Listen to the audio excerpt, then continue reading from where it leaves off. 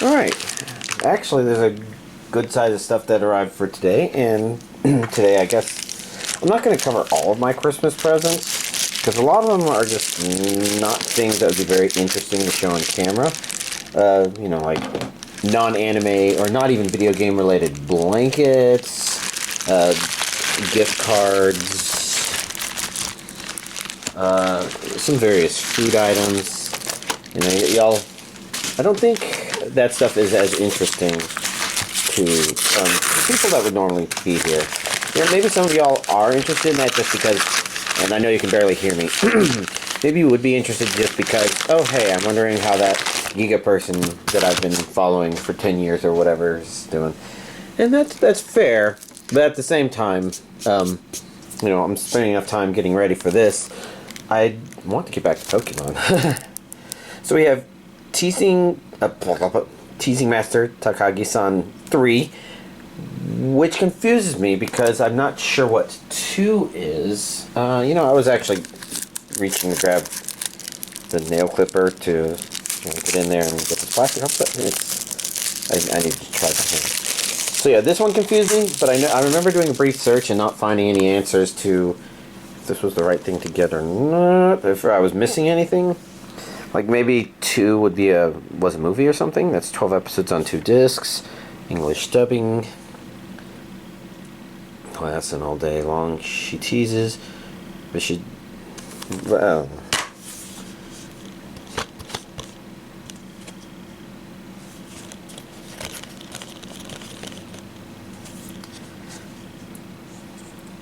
All I know is the 3 definitely means that I don't have this yet. Next up, we have Requiem of the Rose King. If there's anything I would say about this that doesn't look interesting, it's that while there's interesting characters and designs here, I don't know, it almost feels like I'm looking at some sort of, I'm not seeing anything that would tell me what I guess I would expect. It almost feels like just people standing around in some sort of 18th century super old no time-lapse photo sort of thing. Well, where, you know, the people had to sit down for longer periods of times, maybe? I don't know. Like, this is better, but I still don't know what to make of this, but... See, the issue is, I know this character here, they're the main one there, so I think they're the main character, but then who the hell is that? I keep wondering if it's like that person, but I don't know, and I can't really tell. So I can't tell. Bloody will be thy end. Because, you know, this looks kind of relationshipy, and this makes me think...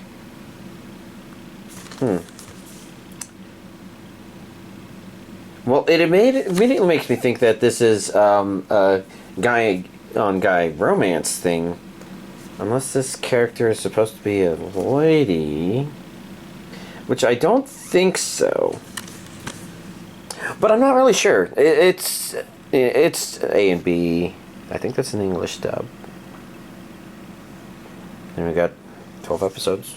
Or was that 13? Whatever. Yeah, so, you know, it's just really hard to judge this book by its cover. Or to kind of even... some actually neat artwork.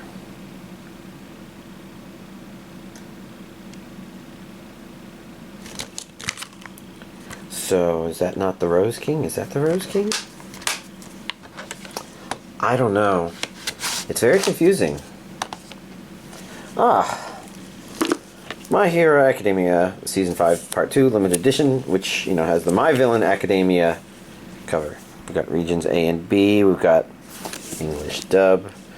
Now the only question in my mind right now is that it over there? Because, you know, if I'm going to be a collector, it's nice for me to hero and villain gears here.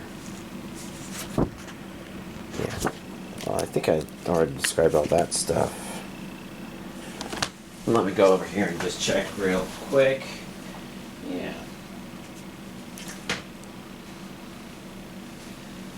Occurred to me that I should go and grab what looked like season 5 part 1, because you know the way they've done these limited edition things is the we're gonna take a look at this first. But basically, you know, they've been releasing the. Is that really all? Interesting. They've been releasing part 1s as they would normally be, but then part 2s are when they have the okay, yeah, this is a patch. Ooh, it's a keychain. It's actually pretty good. Let's see, we can put that in there. Yeah. So yeah, part 2 would be the limited edition one with the book, so that people can buy the first part, I guess, investigatively, and then part 2. Although I don't know that that makes as much sense when you're already 5 seasons into something. But it's fine, because at that point, if there's any argument to doing it, it's that it maintains an air of destroy the rules, decay the world.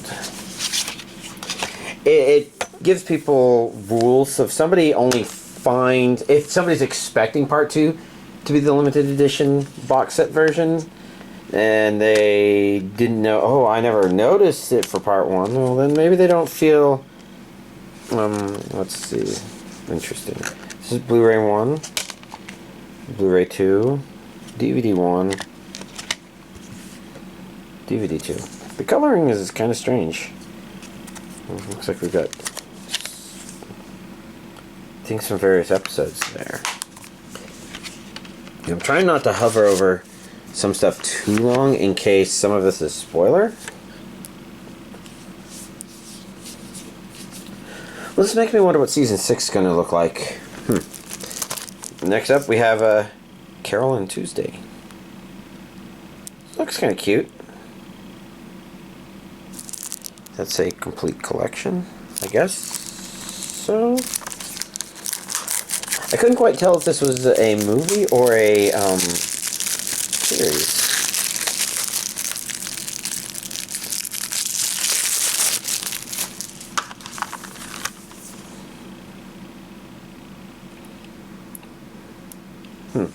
Definitely more musical stuff. We got an English dub. We got Region A. That's 24 episodes on 3 discs. Well, this doesn't sound familiar, so hopefully this isn't another thing. I was told that something from last week, Just Because, was a re-release. And I still don't recognize the name. I haven't gone and looked through my old videos. Usually that's how I do. This name also doesn't sound familiar, and this artwork doesn't look familiar. These character designs don't look familiar. So, hopefully it's not another re-release, but... Then last but not least, we have Scarlet Nexus. This should be season 1, part 2. Yeah, that is a 2 right there. There has to be another way. Regions A and B, English dub. So those of you who prefer to watch your stuff dubbed, ooh, different underneath the slipcover. Maybe the first part was like this and I just don't remember. Those of you who like your English dubs, that's works out. Those of you who prefer Japanese and English subtitles, well, hopefully the subtitling is still good. Yeah, I know there was a... Did I actually mention that last week? That somebody did say they're not as excited by the fact that I don't watch as much of my own content. I've watched a lot more streamed stuff. Which is fair. That's fine. The truth of the matter is, you know, I'm only continuing to do this because this is my hobby. But at the same time, I would like to be able to have access to more of my ripped stuff and be able to watch it that way. I don't know. I could go on and on about that, but let's go ahead and show this week's anime DVD collection update. And that's right, I was going to show you all some of my Christmas stuff. So, to begin with, like, again, I'm not showing the boring gift cards and food stuff that I'm just going to eat and set up. Just more interesting things. It was like, this is a knife sharpening set. I mean, you could probably read, right? But the idea is my kitchen shears are they've been needing sharpening, and I need something heavy duty. And that one was an idea I gave to my parents because I just didn't know what I was going to want to look for. But beyond that, you know, they can be pretty lost. So they did give me this dragon figure, which is actually kind of neat. Really like the shine of the scales on the underside. You know, it's pretty neat looking. I'm not sure where I'm going to put it, but it's definitely going to hang out somewhere around here. But it's going to get lower priority than the anime figures, of course. And then the other main non-edible is, you know, I received Magic the Gathering cards, which I might show these every Christmas, I don't remember, because I don't play it actively a whole lot. My last major deck, maybe it's not right to say it's my last major deck, but my main one is a black regenerator deck. And so it gives that friend chances to look through all the new stuff that's come out and say, oh, here's some big black creatures to throw in that deck for it to regenerate. So this one is, actually, I cannot remember the name, and at this point the text is too small for me, the Ancient Brass Dragon. And you can see here, this one is a special one, you know, all foils. The decks just had way too much money spent on it. But he gave me 3 variants of it. So we've got this one, the wide art version, and this neat kind of artificial artifact version. I don't know what the 2022 on here actually means, but there's a couple of these with it, because yeah. Next up we have, and this one I know I can't even remember, the Auric Lore Mage. This one has that symbol there, which I'm guessing, well, I guess I'm not sure what that is. Then we got a 2021 there, and then another wide art version. Pretty cool. And then the Elder Brain, where we have, I think the closest we have to a normal one with a 2022 on it right there. I shouldn't have put these down if I was just going to. You know. And then a wide art card. Pretty cool. Yeah, that one was... I'm not sure if it's calling it wide art or full art, bigger art, something like that. That's pretty cool. They were interesting creatures too. But alright.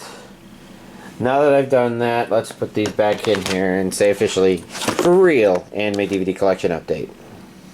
Alright. Well, you know, I've been on PTO for the past week, so plenty to talk about. Although I'm not sure how much I will actually talk about here, but we'll begin with the watch stuff. And we'll just go with the order of things that I have on here, even though they're not necessarily the order of watch stuff. So, like, Spy Family, episode 25. I'll be honest, I was kind of sweating bullets in that one. It was kind of intense. But good that, you know, like I said, the series seemed to be getting back more on track to having more relevant episodes. Because they kind of had a couple of one-off, slightly for fun ones a couple of episodes back, and their first, what I called an actual stinker. But, you know, it's back on track. I think it's not... I was going to say this one wasn't as adorable, but I would say in certain ways there was adorable aspects to this one that make you hope for other things that you wish to happen in the series. And I don't know if I want to elaborate too much, but it was satisfying where it went, because it not only explains why the series has been going the way it's been going, but also... you know, it feels like it's an episode that justifies why this series exists in the first place and continues to need to happen, I suppose, for lack of better words. So overall, a pretty satisfying episode. I just don't know what else I can say about it. So next up, we have Beast Tamer. Like I said last week, I suspected there was one more episode, and we got episode 13, which does feel like the episode that was meant to end this core or this season. So at this point, my guess is it's going to be a little break, and maybe more Beast Tamer comes out sometime in the future. For what happened in it, it's okay, I guess. It felt like it wrapped up the stuff that happened at the end of the previous episode a little bit better and set itself up for, okay, now we're in the lull between main story things. They introduced another new character, surprisingly, but I don't know how... It's hard to tell how notable it is supposed to be. It strikes me as like when... I'm trying to think if there are certain comparisons I should or should not make. But for the most part, this new character, yeah, it's curious, but not one that I would say is the best introduced or anything like that. Again, Beast Tamer as a series is kind of... for some reason, I just feel like I can still keep watching it. But I'm not sure if I feel 100% engaged by it per se, but... You know, it's still not necessarily bad. Some of the problem is, I guess, some of the character personalities and decisions end up being a little convenient for convenience sake. It's not the only or even the worst offender in this regard. But overall, you know, it still is a thing where it's just like, I could probably, if this is the end of the season 1, the next episode would be season 2 or something like that, it would be pretty easy for me to take a breather from it, and because of that, just not feel like I need to continue it when it next comes up. So we'll have to see. But otherwise, you know, there's at least little things curious about, but for the most part, I'm not expecting it to be that thoughtful. Like, I've complained from the beginning that it does seem like it deliberately makes some people just so over the top bad that it's just like, this doesn't even feel real, I guess. It doesn't feel as bad as that maxed out farmer one like I was mentioning, but you know, it still kind of feels similar. So if, I don't know, make of all that what you will. Bakshi the Rock, so the last episode of this season at least there, and like I said, the previous episode set up for this episode, and then this episode kind of began, and this one was just kind of okay. I wouldn't call it a great ending to a season by any stretch of the imagination, but just kind of the series just remaining in its kind of chill vibe with whatever it's been doing.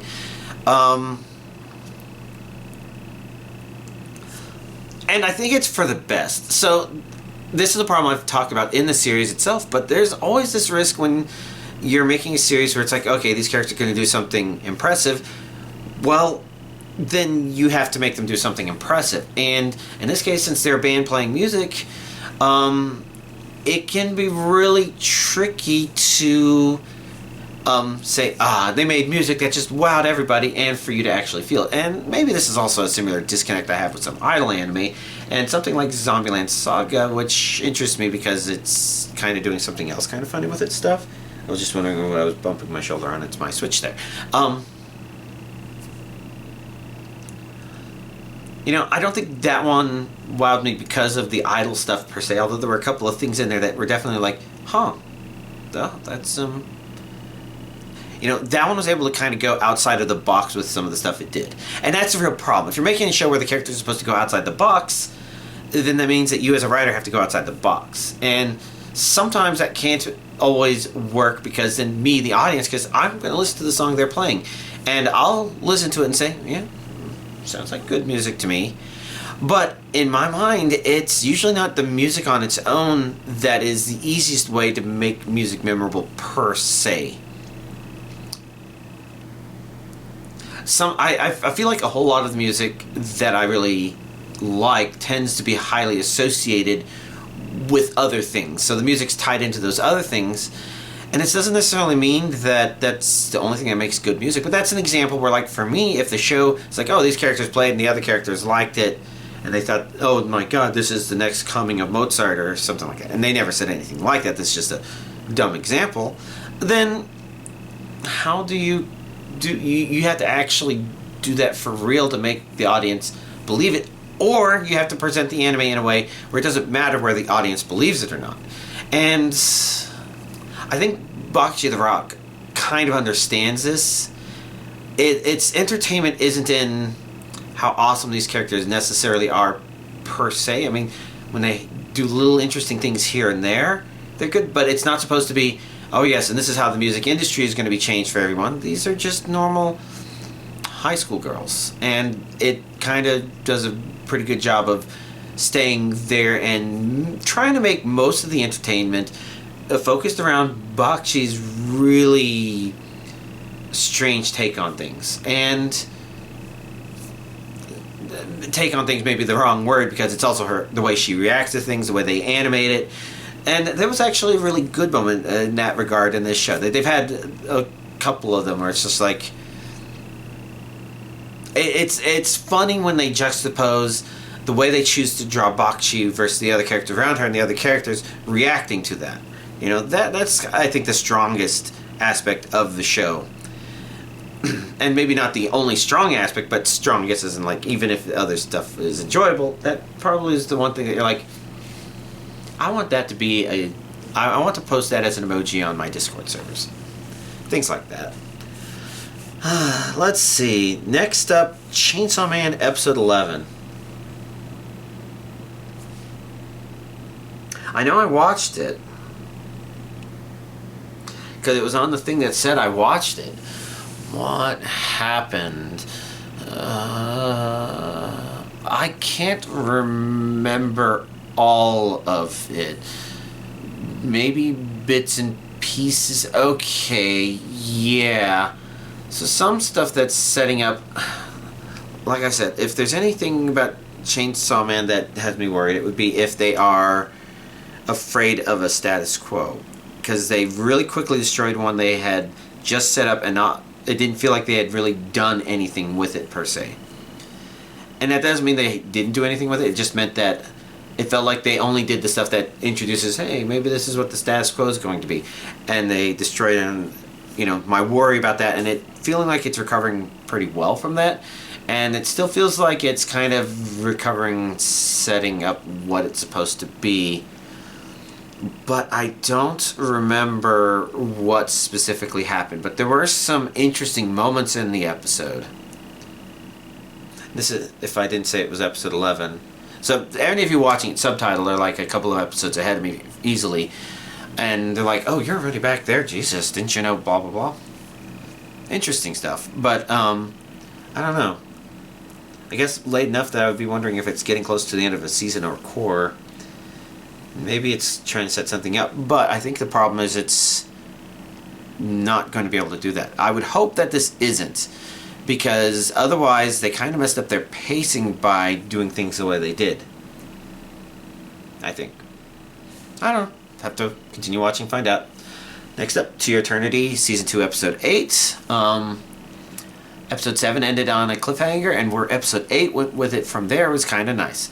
There's one part about it that kind of, I feel like, could have been executed slightly better, but otherwise, it's been more interesting stuff. Like I say, Season 2 has been pretty good. Doesn't feel like it's retreading previously tread grounds. It kind of even establishes, oh hey, what if this were to be retread, but then it shows it doesn't retread them. It's been good in that regard. So, more information revealed. Kind of very interested in where it's going to go, continue going from here. Especially since there's still more information that we know that some of the characters in the show also don't know. It'd be interesting to see more of that. My Hero Academia Season 6. This is episode 123 of the series. Not as mind-bogglingly, oh my god, as the previous stuff. Definitely a little less, like we had been saying how good this season was to another friend that joined us, but this one episode probably wasn't on its own very good, but I would say it was a very good transitionary from where they were at in the previous one to where it's maybe about to go. And I'm definitely, if I could continue, well, I say if I could. There's another episode already out. I'm not sure, just not going to see it until I get together with Friday Friend. And we might not get together here on Friday, so we might watch 2 episodes next time, or 1 episode if New Year's causes only 1 episode to get dubbed. You know, it's fine. People got to do stuff. They got to take time off. I'm not going to expect everybody to work for my sake. But yeah. A good transitionary episode towards wherever this is about to go in the rest of the season, I think. Not exactly ending the Season 6 stuff that started right now, but definitely curious. So, with Friday Friend, continuing to watch Rising of the Shield Hero Season 2. You know, it's a rewatch for me, watching it for the first time for him, episodes 4 through 7.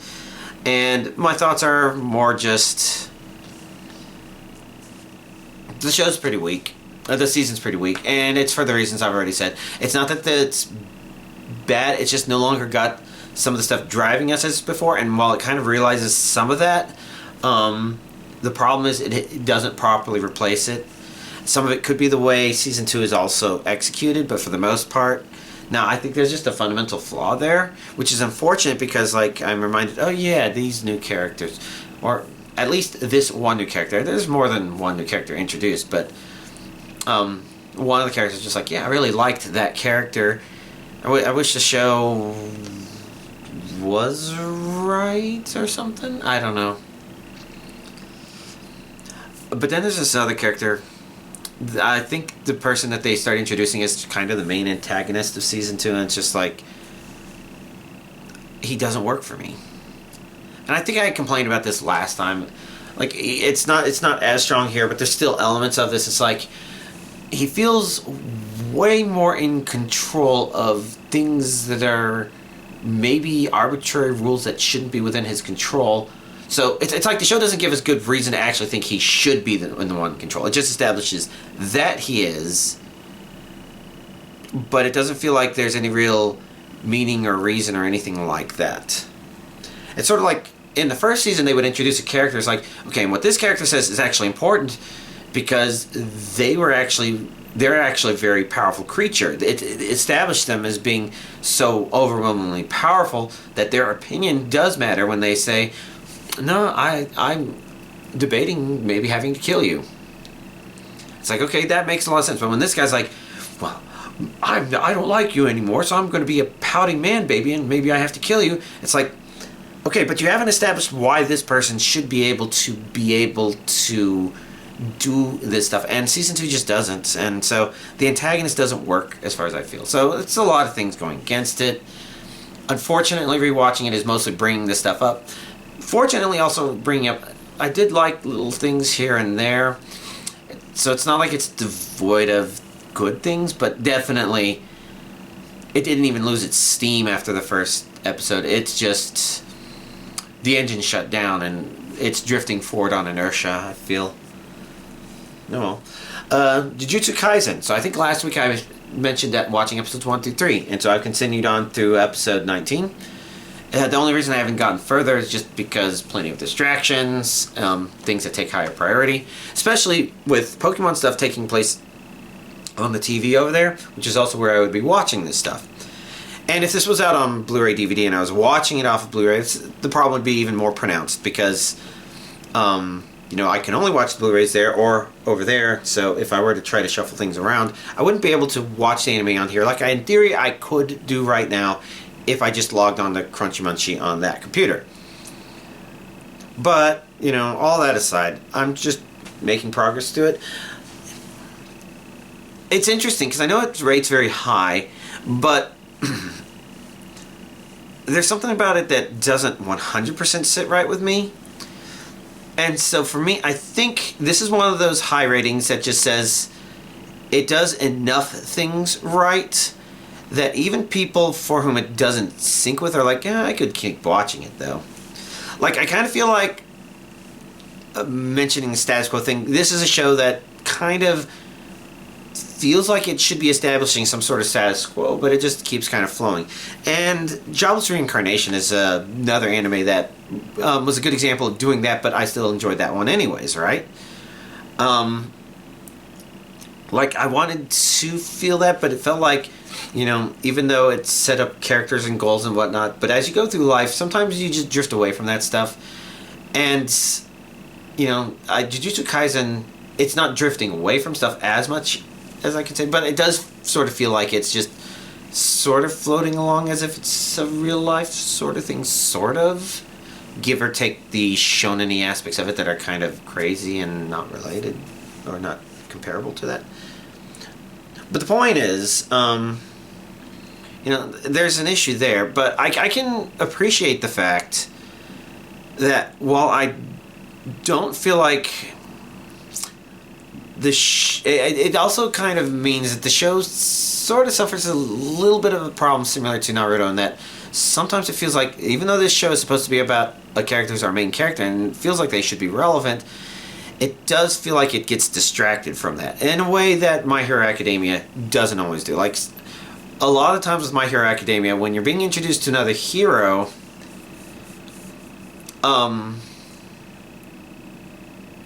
you have a good feeling for, oh yes, they're doing this because this event is going to be important for our main character, but for us to understand the other characters playing around, it's important. And sometimes they're not directly interacting with our main character, but it does still feel like everything in that show is being set up to support our main character's narrative continuing to go forward. This one doesn't quite feel the same way, and there's a kind of fine balance there, and this could all just be my own feeling, where I kind of feel like there's a balancing line there. We're introducing this cool thing because it's going to be relative to the main character, versus we're introducing this cool thing because we think it's really cool and we're kind of showing it off. And obviously you have shows that do the showing off cool stuff so badly that they're just unwatchable. Jujutsu Kaisen isn't that, but it does feel like it's leaning slightly closer to that than towards feeling like, oh, I feel like they're building up these characters because we need to know them. I think part of the problem is Jujutsu Kaisen is a straight up shonen, which basically means you'll have characters who are ostensibly on the same team, but maybe currently going after different goals, who then have to become allies because of a change in stuff. But it's introducing them kind of show these characters and they're going to fight each other, as opposed to how that conflict is going to resolve with this other stuff to some degree. And again, it's not bad enough to say, oh, this makes it bad. So I think those two weaker aspects of the show are balanced off, I think, by action that I feel like a lot of people will actually like a lot. They didn't wow me, but I could recognize that this was actually fine stuff. So like, if there's been action stuff that I've said has been bad, it's like, oh yes, it's just trying to be flashy, but it doesn't feel like there's anything at stake. I feel like there's things that do feel at stake, even though you kind of know what the outcome is going to be, and it's maybe more of an exercise in flashy animation battles, but that's okay. You know, not everything has to please me, and for the parts of it that didn't quite sync with me, it felt like it's not that it was so bad that it dissuaded me. It's just like, this just this didn't succeed in grabbing me. So it's been interesting watching it and seeing there's a lot of things that aren't quite right maybe, but in those are also elements of things that are actually really great that I think a lot of people just really like about the show. I continue to like our main character. He's just fun. I wish he was on screen more. And maybe that's part of the problem. Like, I feel like, at least with My Hero, even if our main character isn't directly involved in things there because they're doing some silly class thing that involves other classmates, he's there observing, thinking, and commenting, usually. But, I don't know. It's all stuff. And I'm probably going to still continue watching it. Try to finish the season, at least. I guess just other little distractions came up. And the last anime thing I watched was the Reincarnated as a Sword final episode, which was episode 12. I think last week I forgot to update the 10 to an 11, so it was episode 11 last week, episode 12 this week, and I'd have to say it's actually a pretty weak ending to the core season. And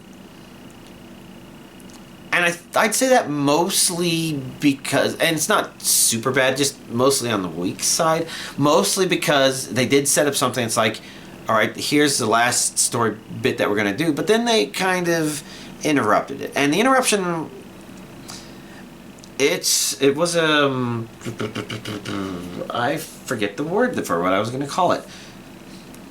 You know, it just didn't live up to the expectations they had been setting up. But it was fine because the possibility of that interruption was always there, and what they were choosing to do with that is just to kind of use that as a lead-in to kind of understanding another character and, you know, kind of getting this touch of this sentimental touch, I guess, added to it, which I think works okay.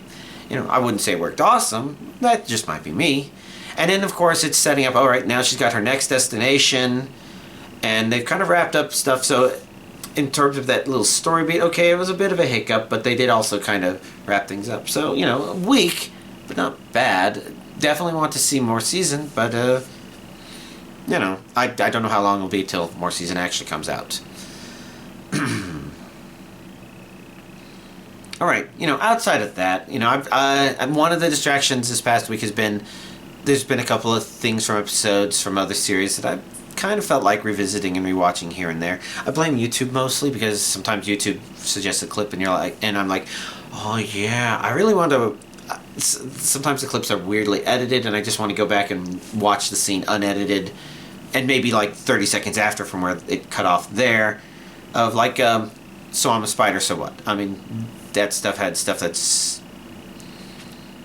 you know, still looking forward to season 2 there. That's right, I watched that one as it came out, so I can watch it subtitled. Dub stuff, it would be a little meaningless to me. So, you know, there's just been a couple of little distractions like that. Pokemon's obviously been a big distraction. I'm just trying to remember the timing of everything. So like, one Pokemon distraction, of course, that didn't happen but is about to happen. This coming weekend is the next 7-star raid, Cinderace. Fighting type. So, got to make sure I'm prepared for that. And I think I am. For the most part, there's a Pokemon that may be a potential hard counter to certain strategies that this Cinderace may be bringing to the table. And if they are, and this Pokemon does turn out to be great for facing them, then, you know, the only reason I don't have 2 of them is because I misjudged. Armarouge may be good. This really depends on if, I mean, Armarouge may actually just be good, period. But Armarouge may be good if this Cinderace is one who is running Sucker Punch. Because if it's a potential egg move that he can learn, and if he has it, then that does get painful for a lot of Pokemon. But the psychic types that would be worried about it, they can deal with it with psychic terrain, which would make it where Sucker Punch just doesn't work at all. So we're going to have to see if he has that. If he doesn't, then chances are there's a lot of Pokemon that are open up to taking it. Now, Armarouge may actually still be good for him. In particular, you know, we're going to have to see the details, but the main problem is that Charcadet and Armarouge's hidden ability, well, Armarouge's, Charcadet's is whatever, it's not that great of an ability, especially against a physical offensive Pokemon, which is an ability that would only be good against physically offensive Pokemon. That's weak armor. That one's definitely one that's not good for raid battles, because the last thing you need is to start increasing the amount of damage that you're taking. You'd have to do something to address the fact that your physical defense is going down. Your speed is going up. And in theory, you could take advantage of the speed increase if you were, like, if he was using bulk up, that actually might be pretty good, because if you bulked up and then you got physically hit and your defense went down and your speed went up 2 stages, that's good for you if your primary method of attack is stored power. But stored power, it's a bit iffy in raid battles as it is. The main problem with it is if they clear your stats, then you have to build it up again. And it can work. It's actually perfectly viable. I do that between my 2 games, where this one uses stored power and my other game uses Lumina Crash. Basically an Espathra twins. Twins is the wrong word. Pair. One of them is more support, anti-physical, and the other one is designed to bring up the, so it has speed boost and calm mind, whereas the other one is using opportunists to maybe pick up calm minds from the opponent who thinks they can do something about their defense, their special defense drops. But the 2 of them together, you know, usually that one is getting the early Lumina crashes in, starting to set up the damage, And then by the time that one has a special defense at ground 0, this one has 9 boosts, and at that point stored power is hitting like a nuke. And so then this one is doing all the damage, and between the two of them, you know, then the stored power hits them really hard. If the shield goes up, then it's not very uncommon for stats to be cleared. This one needs to start doing that again. But then that one has enough stuff to terrestrialize and start hitting with the Lumina crash again. And between the two of them, they tend to rip raid Pokemon to shreds, if that's a strategy that seems like a reasonable one to do.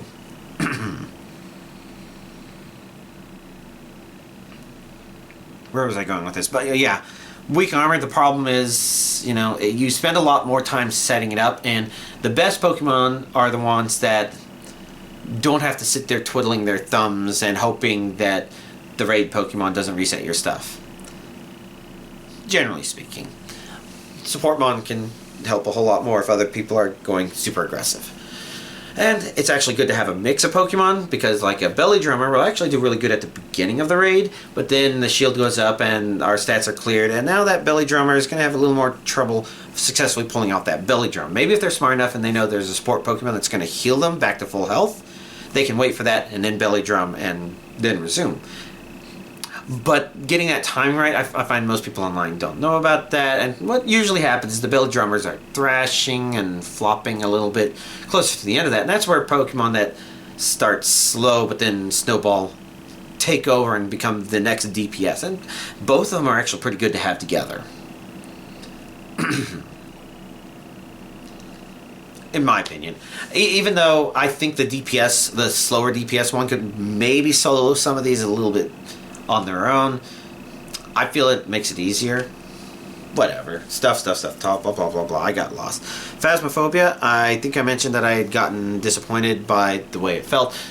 I feel better about it. I just started playing through it over and over and over and over without buying stuff and bringing stuff, and just to hit up the cursed objects and pick up bones and do the Christmas event without really thinking about it and investing too much in it, and I got all that done. I got all the cursed objects finally. I don't think I have all the bones, because I think there's actually maybe 2 bones I'm missing. It's really hard to tell. I should probably just get a list of all the bones that you're supposed to get and say, oh yes, I am missing these 2, these 3, these 4. But, you know, that's that. It also meant that I was able to regain money that way, and I think in the future, it's not a bad way for me to also explore maps and start learning the location of cursed objects.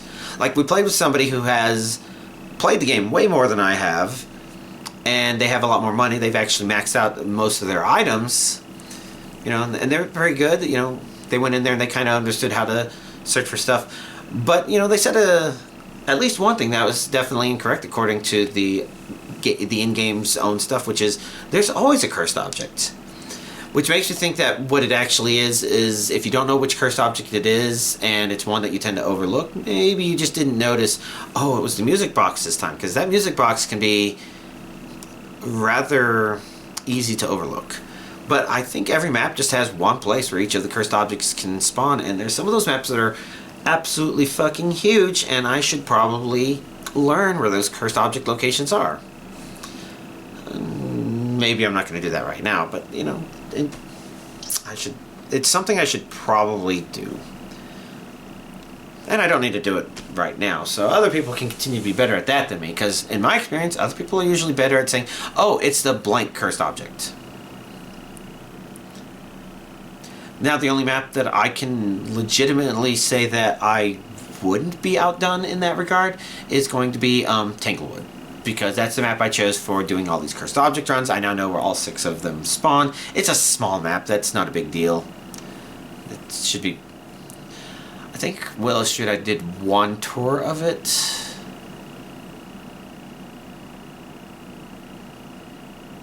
That's right. That there. I don't know where everything is off the top of my head on that one. So, you know, hey, 1.5 maps. I'm nowhere near professional, as you can tell. Jeez, I think I've just been babbling for a little bit. Is there anything I should really be talking about? I don't know. If you're listening to this just for the Cinderace thoughts, though, if you trained up an Azumarill for Charizard, there's a possibility that Azumarill may still be pretty good for Cinderace. Especially if you have other people running the right support mons.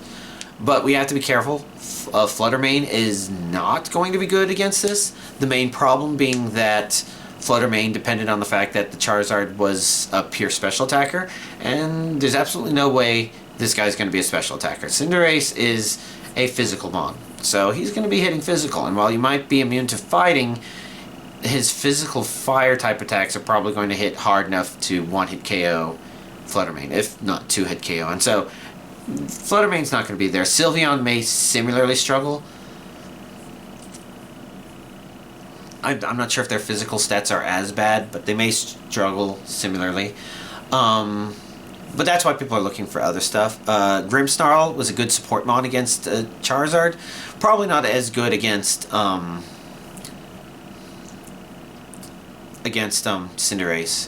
Because, again, some of the stuff he did for supporting was depending on the fact that he could just make it where that Charizard was just not doing damage. And dealing with the fact that Charizard dealt a lot of secondary effects from its abilities that were really painful, and we can just solve that problem with a Misty Terrain, for example, or Covert Cloak. Whether or not that's still going to be the case for Cinderace is of question. And also a question is if, hopefully it's going to have its hidden ability already unlocked, because while it's not as good as it was in the previous generation, I still feel like it's kind of fun. And he may actually be a pretty good offensive mon with it if you do the right things. But that requires some playing around with, and I'm getting ahead of myself. We have to catch one first. And worst case, if y'all are listening to me and saying, oh, Giga seems to know what he's talking about, and you implement and you find out Giga didn't know what he was talking about, the good news is there will be a 2-week hiatus, and then Cinderace will be back. I think it's 2 weeks. I don't remember. I just noticed there were 2 periods of time there, and I assume it's like the Charizard. And presumably what they're doing is there's 1 weekend for people to try to do stuff, and if people find they weren't quite there and we've all refined our strategies and we find the next Fluttermane, the next Pokemon that just obliterates the Cinderace, and if one person brings it, it doesn't matter if the other 3 people bring trash Pokemon, that Cinderace is going down. So if we find that Pokemon, then chances are, 2.5 weeks from now, everybody's going to have those ready for the Cinderace. Even Moth, my Twitch friend, she probably will. Even if she's not planning to do it, I've got enough time where if I feel like doing that, I might actually train up Pokemon for her. I've already trained one up for her, just because that one's kind of fun. But we'll have to see. Alright. I think that's all of my babbling for the night. Y'all? I hope y'all had a Merry Christmas and y'all have a Happy New Year.